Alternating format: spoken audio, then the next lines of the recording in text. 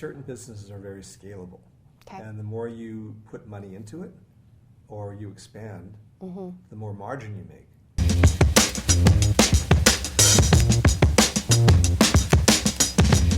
Hello, my name is Taylor Mark with Grace Financial Solutions. Thank you for joining me. I am glad that you are here because we are speaking with Graham Lee today, a notably successful entrepreneur. We get to learn from him what it takes to build a thriving company. Before we get started though, please do like this video, share with your friends, and subscribe. Graham Lee is the CEO, President, and sole shareholder of GSL Group, a Canadian company involved in multiple industries.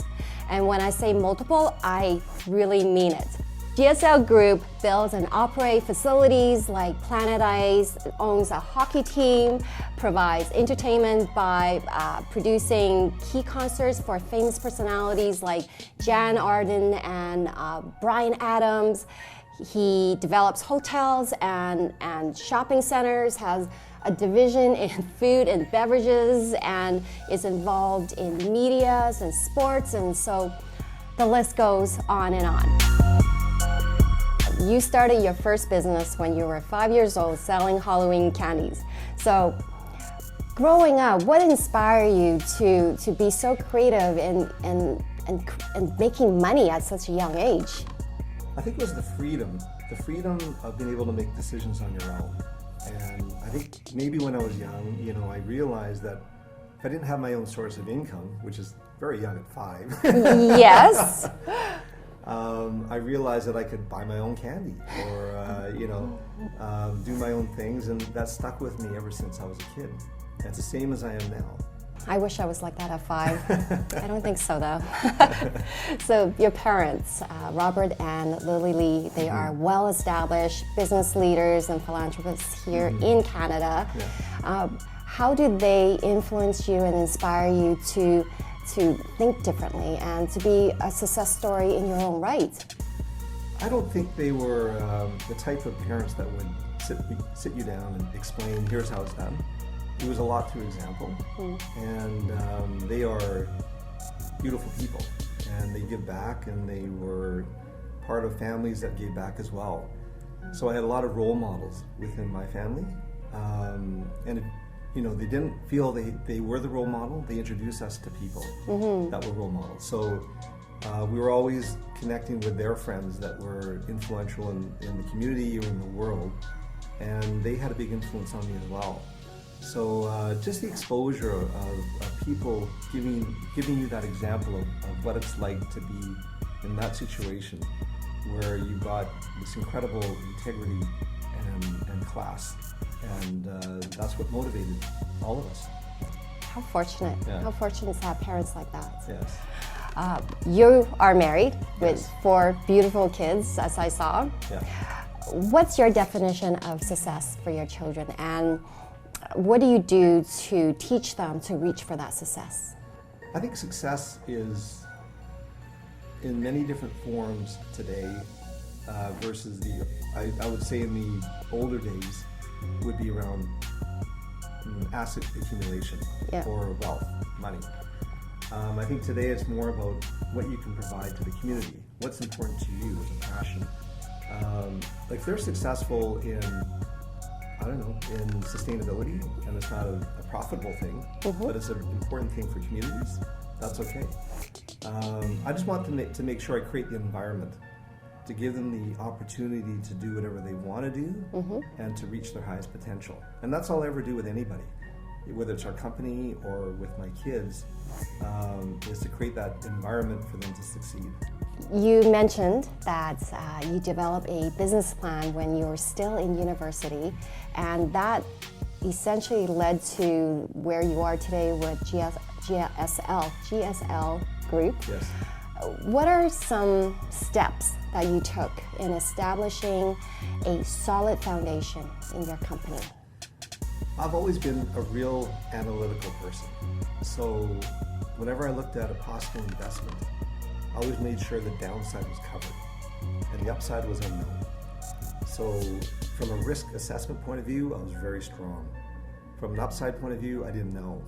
So sky's the limit, possibly. I knew it had potential, and we were going into industries that had upside potential. There's some industries, obviously, that people would think are, given the internet and technology, might not be around much longer.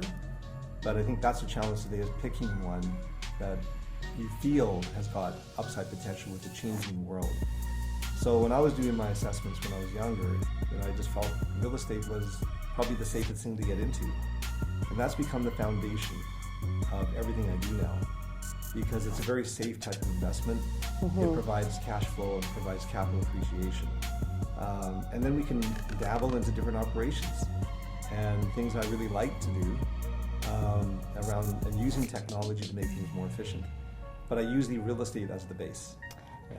Got it. Real estate as the base. I'm going to make note of that. Yeah. Well, talking about your dabbling tendencies, you have multiple industries and divisions in your company where you are in real estate and then hospitality, sports, media, entertainment, and all of that. And my question is, with so many different channels that you have to look after, maybe not personally, I'm sure, but still, you are the head of all of that. How do you time manage? Like, what's your typical day look like? Well, it's evolved. So when I started my company, I was the only guy. Okay. So when you're an entrepreneur, you have to learn to do everything. So when I was younger, I had no problem doing everything. The grit and the determination is very important. It's so easy to say, I'm tired, I don't want to do this anymore, why am I doing this?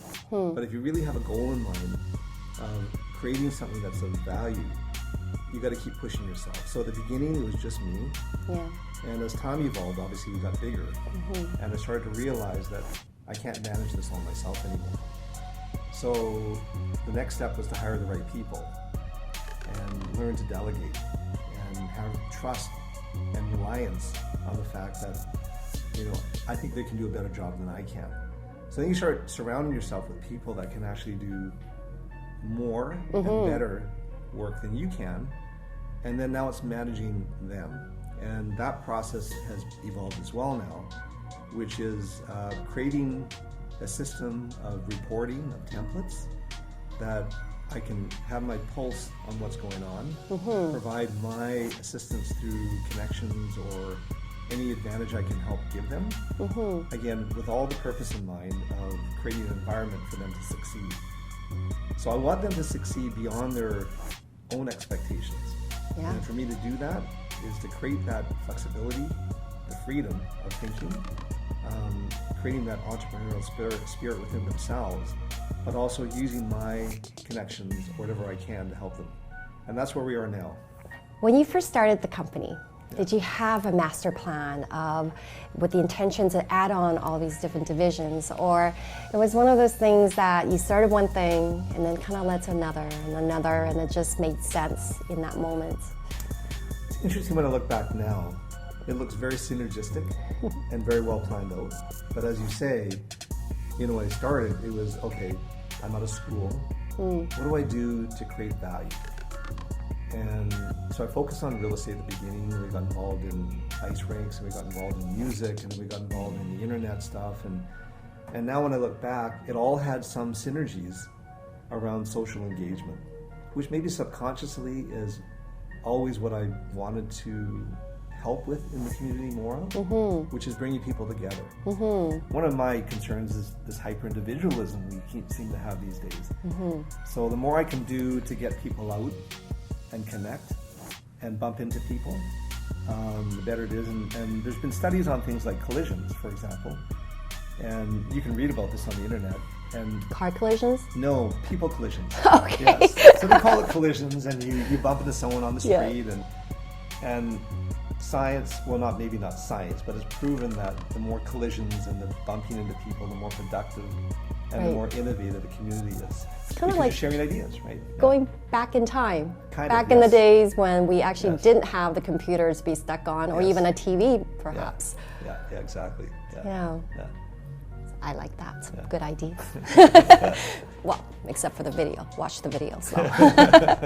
Okay, well, My next question is really representing some of my business clients. They've been talking to me and they're just really stuck on the fact that their growth isn't really helping them with where they want to go with their business. So one example, one person was telling me was that his business is expanding and he's adding more people to the team and more services to his business, but then he finds that in order to do all that, he also needs to put out extra outlay, extra costs in order to meet that need.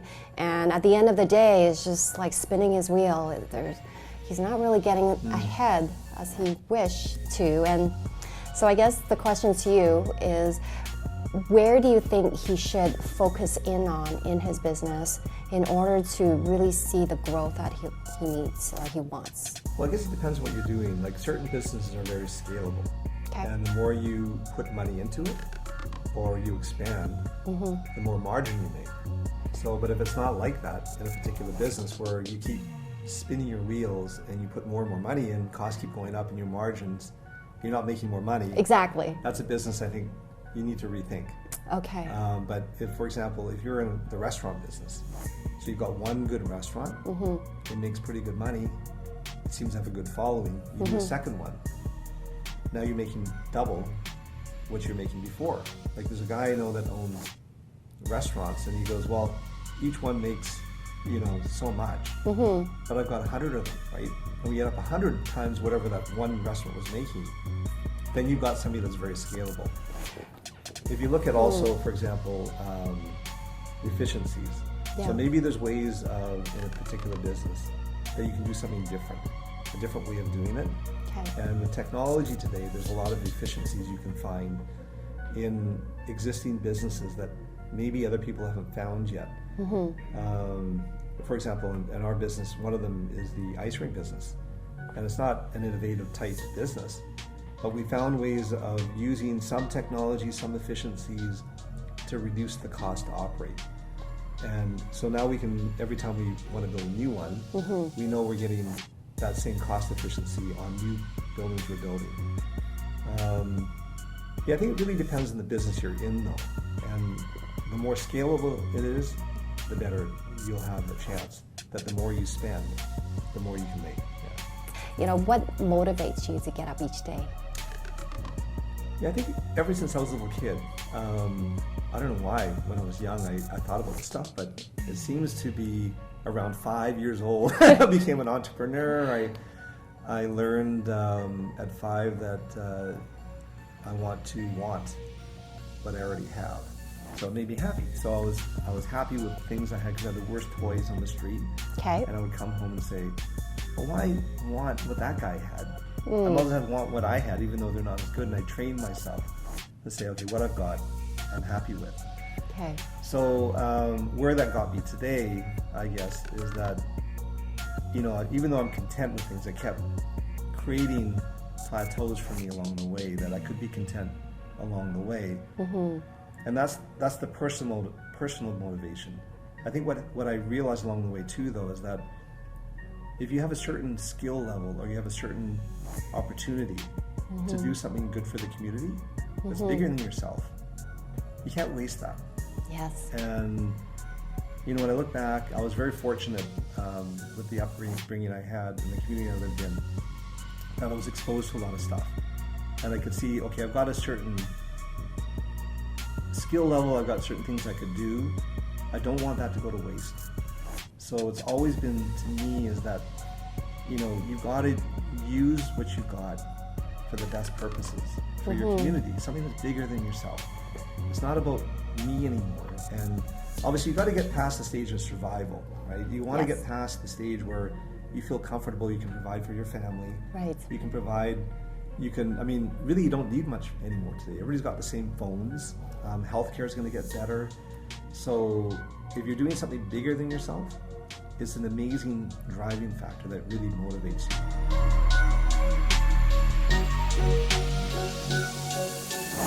I really like your sense of responsibility to use your gifts beyond just making a living or what's in it for me, and really making it about what you could do to be a blessing to people around you. That's awesome. I love that. Thank you. Is doing business like a battle that needs to be won, or is this something else? Yeah, there's probably stages in my life that it seemed like a battle, but if you can turn it to a game, right?